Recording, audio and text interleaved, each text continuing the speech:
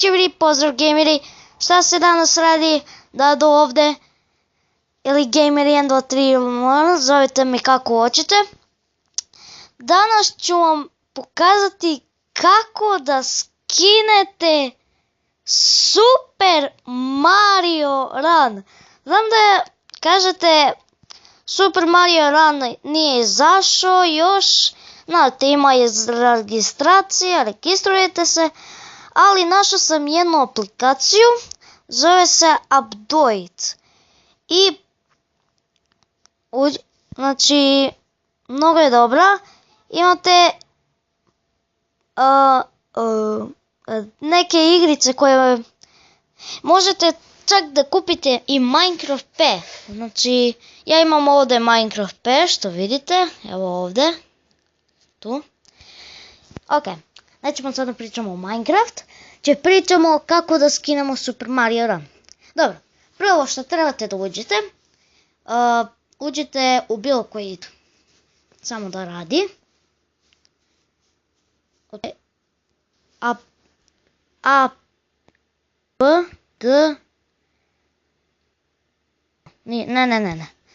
T-O-I-D-E. I onda kada otkucam, će vam izaći samo meni da... Evo. I ovo će vam izaći prvo. Će piše updoit n.updoit.com. To je... A gore piše updoit. Uđite tu.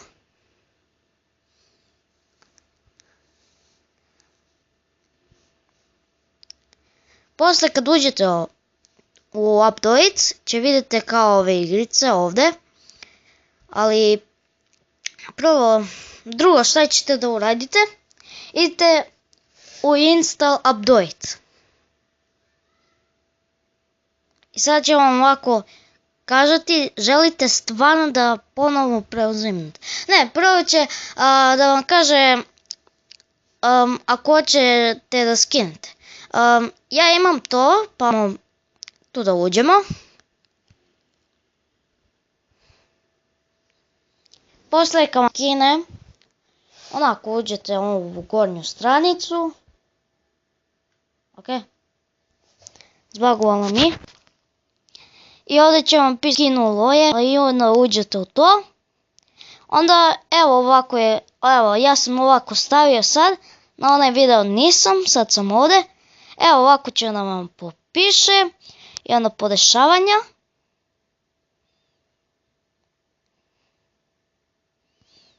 Idite ovdje nepoznati izbor.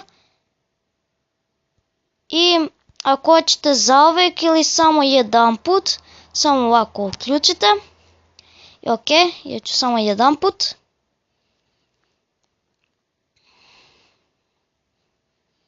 I ovako će vam instaliraj i onda će vam da se skida. I posle kad vam se skida, uđite u tu aplikaciju što ste skinuli.